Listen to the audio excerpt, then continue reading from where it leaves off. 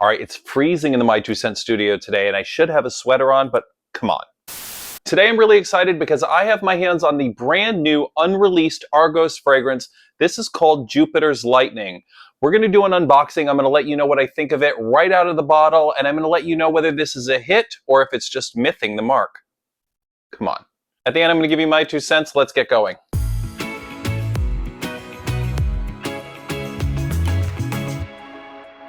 What's up, everyone? Welcome back to the channel. My name is Sean. This is my 2 cents. If you're a new viewer, welcome to the channel. And if you've been here before and seen our videos, then of course, welcome back. Before we get started, I just want to say, if you are a fan of fast-paced fragrance reviews and you're not already subscribed, please hit the subscribe button. The algorithm really appreciates it when you do that, and so do I. All right, that said, let's get started. This is a brand new fragrance from the house of Argos. It is called Jupiter's Lightning. If you've been to the channel before, you can see that I've already reviewed one Argos fragrance in my collection. I have Charon's Veil behind me, a beautiful rose oud mixed with saffron fragrance. I absolutely love it. So I was thrilled to get my hands on this fragrance right here. That said, I do want to give a quick thanks to Argos for sending me this. I'm super excited to see what it smells like. All right, so this fragrance right here has a big name, and with that comes even bigger expectations. When you invoke the name Jupiter, King of the Gods, you're automatically going to think this fragrance has power, it has authority, and it has impact. So the question right off the bat is really simple. Is this going to be a lightning strike, or is this going to go up in smoke? Let's get into it. All right, so let's go back to Mythology 101. This is what I really love about the House of Argos. This gives me my moment to shine because I have a degree in art and archaeology, especially Greek and Roman and Egyptology. So in Roman mythology, Jupiter is the king of the gods. He is the Roman counterpart to the Greek Zeus. And he doesn't just haphazardly throw lightning around. He throws it around to rule and actually make decisions and decide. And you can actually see that on the front of the box. There's a painting that looks like it's got Jupiter sitting in his throne. In one hand, it looks like he's directing the world, and in the other hand, he's got bolts of lightning whenever he needs to make a decision. All right, so let's get into the packaging here. Let's unwrap this and let's see what the fragrance is all about. One of the other things I want to point out about Argos, the same was true with the other fragrance that I have, Charon's Veil. The packaging is fantastic. After I unboxed the fragrance, Charon's Veil, the box was great, the inside was great, the way it was presented was great. There was a little bit about the mythology on the left-hand side next to the bottle. They have all the notes there, and there's a little bit about the perfumer and also who painted the painting on the front of the box. I'm expecting the same package with Jupiter's Lightning as well. So let's get into it. All right, so there's the box. As you can see, on all four sides, there is a beautiful painting. It has all the relevant information that you need on the bottom. And on the front, there's the Argos logo. Here's the painting of Jupiter. Let's get into it. Super exciting. I mean, look at that. It's magnetic. All right, so like I said, on the left-hand side, it tells a little bit about the painter who painted the painting on the front of the box, and it tells a little bit about the fragrance. So the painter here is an Austrian painter named Heinrich Friedrich Fugger, and then it goes on to talk a little bit about the fragrance. It says, from the height of Olympus, Zeus's thunderbolt split the heavens as both revelation and reckoning. A force at once feared and revered, in Jupiter's lightning, Argos distills that celestial fury and brilliance into fragrance, a creation that feels as though lightning itself has been captured in a bottle, radiant, untamed, and ethereal. That's a lot to live up to. Pretty powerful stuff. So here it is. Here's the bottle. Here's that same picture of Zeus on the front with the lightning in his hands. It looks like it's now enamel. And it says Argos on the back.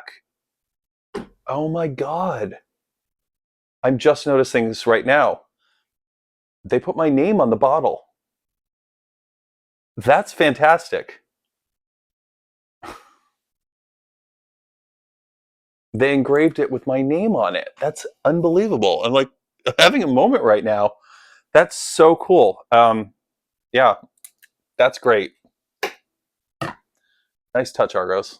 All right, so yeah, let's pull ourselves back together. Let's talk about the notes in this fragrance. Like the box said, it's going to open up what I imagine with a real burst of citrus. It's going to be very bright. In the top, you've got lemon, bergamot, juniper berries, and cardamom. In the heart, you've got clary sage, orris, tea, and saffron. And in the base, you've got cypress, atlas cedar, and musk. All right, so let's go ahead and spray this on my hand. For the first time, I am smelling Jupiter's Lightning by Argos.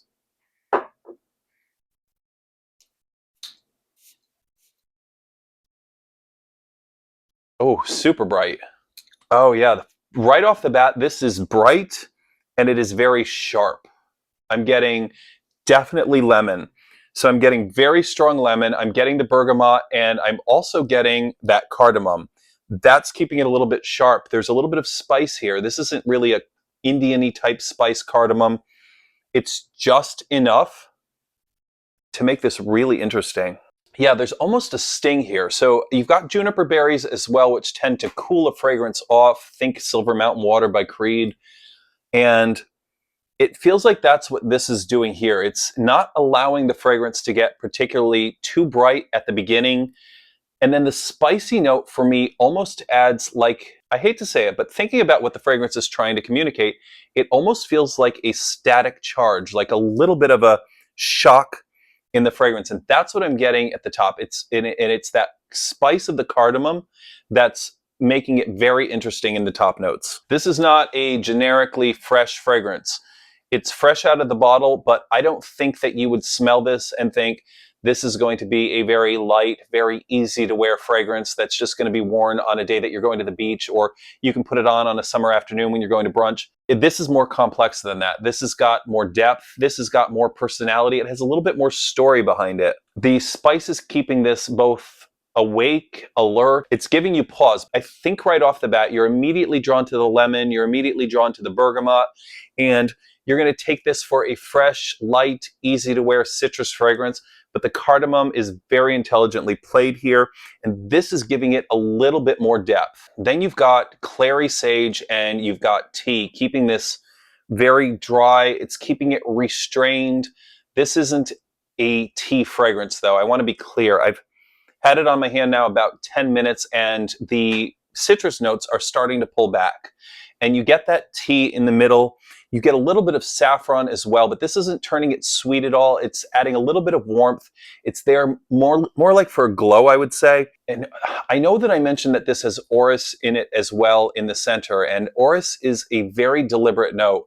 When a fragrance is broadcasting that they've got orris in it, you can usually smell it. It usually smells for me a little bit smooth, but I can't pick that out among the other notes. This is much deeper than that. It's almost giving it sort of an earthy feel in the middle. The clary sage, the tea, the saffron is taking this from a very atmospheric fragrance, and it's giving it a little bit of grounding. And then you've got that musk note. I can sense cypress. I can smell the Atlas cedar. It's starting to get a little bit green. It's still hanging on to the citrus, I have to say. As I said, it seems to have taken a back seat to those middle notes. It's still there. It's not over the top citrus. It's not the forward notes at this point. It smells green. It smells earthy. It's still got a brightness to it, and it's got a snap to it, like a spice, like a strike. I don't know how to say it. Like, it feels almost like an electric charge, and that seems to be very deliberate. And I don't know if it's my mind playing tricks on me, because I know what this fragrance is supposed to be about. I want to be clear with that. But if that was done intentionally, it was done very well. So there's, like I said, there's a sky element to this. There's an earth element to this. When you think of most fragrances that are supposed to smell powerful or smell like a storm or smell like lightning or that sort of thing, most of them tend to go too loud. This doesn't. And then in the middle, you've got the tea, the orris, and the clary sage, keeping this very refined. And then in the base, you've got the cypress and the Atlas cedar, really keep this fragrance very grounded. It's very equally bright, uplifting, and grounded at the same time. So there's no sugar in this, making it really sweet. There's no blue fragrance shortcuts, making this mass appealing. There are no crowd-pleasing tricks here. This feels very intentional right from the beginning to the end. So I think people are really going to like the bright opening here without feeling too generic. It's very bright, but you've got something else there that doesn't smell like a generic citrus fragrance. Then you've got a aromatic freshness to this, but it's done with real restraint. The notes were chosen very deliberately. You've got that tea, you've got clary sage, cedar. I get all of those. And the orris is there more as a backbone. Don't think of this as a very makeup-y smelling fragrance or a very lipstick type fragrance. You don't get any of that. I don't smell a really strong orris note. I think it's just here to support the other notes. This to me feels like it's going to be a very confident fragrance, but without really shouting. People are going to smell it on you. They're going to think you smell really good. They're going to know what they're smelling because it's very familiar in that citrus sense, but they're also going to know that there's something different about it. It probably will get a lot of recognition. People will probably ask you what you're wearing or what it is they're smelling on you, but this isn't something that's going to be a beast mode fragrance that's going to clear out the room. That said, it definitely doesn't feel like it's going to disappear. I still smell this. It's about 25 minutes later. I smell it in my bubble, on my skin. I can smell it from here. I don't have to put it directly up to my nose. And the same can be said about the other fragrance that I own, Charon's Veil. When I wore that fragrance, people couldn't believe around me that I had only sprayed it in the morning. That's how strong it is. That traditionally has a scent profile that's going to typically lean a little bit stronger. You've got that oud rose profile. This is a citrus fragrance. I do expect it to be a little bit softer, but I'm very pleased with how long it's remained on my skin to this point and how strong it is. On the other hand, if you're looking for something that's really, really sweet, this fragrance has absolutely none of that. It also doesn't have any of that typical blue fragrance DNA that's going to make it feel very clean. This is deliberately done, I think. I don't think that this fragrance is trying to be a very clean, freshy fragrance that's just got that citrus opening and then it's going to kind of disappear afterward. This was crafted with notes like cardamom that are deliberately used to make you think. This seems to be deliberately trying to follow that narrative of Jupiter's lightning. We're not talking about a powerful fragrance. We're not talking about Jupiter himself. We're deliberately talking about the use of lightning, and that's what I get here. It's bright. It's heavenly. It comes from the sky. It feels very open and very airy at the beginning. You've got that little sparkle of that spicy note in it that seemed to be reminiscent of the electric charge that you would get from the lightning. And then it seems to be grounded. So it almost seems to be following the entire arc of Jupiter's lightning from the heavens to the earth. If you're not a fan of a fragrance with a very dry herbal middle, this is going to feel a little bit too strict for you. You may not be a fan of the clary sage. You may not be a fan of the tea. And also, if you don't like tea notes, you can smell it here. It's not as loud or as prominent as it is in something like Silver Mountain Water. And I know I've mentioned that twice. I don't want you to think that this reminds me of that at all, because it doesn't. And also, if you read these notes and you think that you're going to find a fragrance that's very warming or very comforting, that's not what this is doing. This feels like it was designed to play on that citrus, freshy, aromatic DNA. And then Christian Petrovich put just enough differences in here to make this really unique. This has got like the tea I smell the cardamom. I love everything together. I think this is really nicely created. When would I wear this? I have to say, it's bright, it's citrusy in a sense. So you would wear this in the spring, you'd wear this in the summer, you'd wear this daytime, but there's just enough in here to make it a little bit heavy that you could wear this into nights. You could wear this into fall.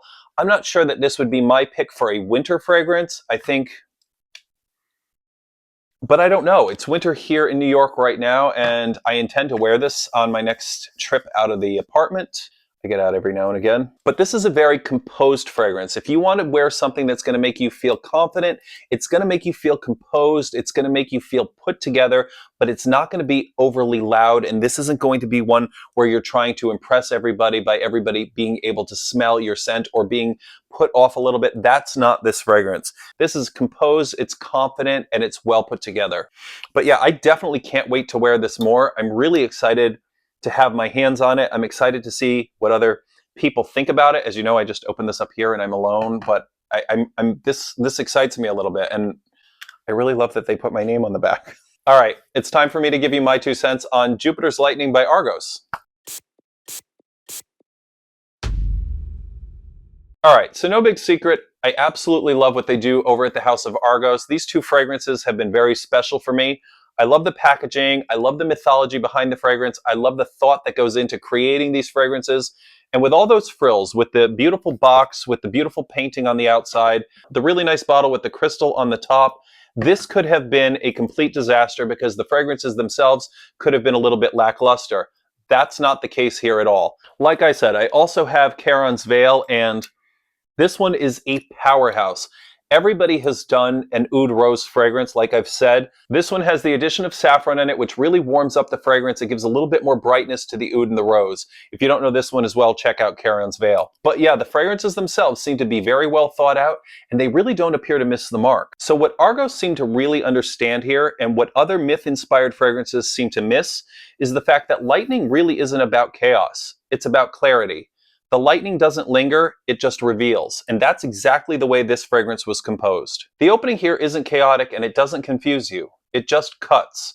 The citrus, the juniper, and the cardamom aren't here to smell fresh. They're there to create contrast, like a sudden flash that makes everything at once visible. And then the middle seems to slow you down a little bit. You've got tea, orris, clary sage, and saffron, and that's not about being chaotic either. That's about authority, almost like that charged silence after the lightning strike. And then the base never really collapses into sweetness or darkness. You've got cypress, cedar, and musk, keeping this fragrance very upright and very lifted. So Jupiter's lightning isn't about power in the aggressive sense. It's about command. Jupiter doesn't throw lightning because he's angry. He throws it because he's making careful decisions. Very much like the careful decisions that seem to have gone into the creation of this fragrance. All right, that was my 2 cents on Jupiter's Lightning by Argos. A big thank you once again to Argos for trusting me with this release. I have to say, right out of the bottle, I absolutely love this fragrance. I'm really happy that they decided to send this to me because I'm very excited to wear it. This has a little bit of personality that you wouldn't expect. Reading the notes, you probably would think this was just a generic citrus fragrance, but it really isn't.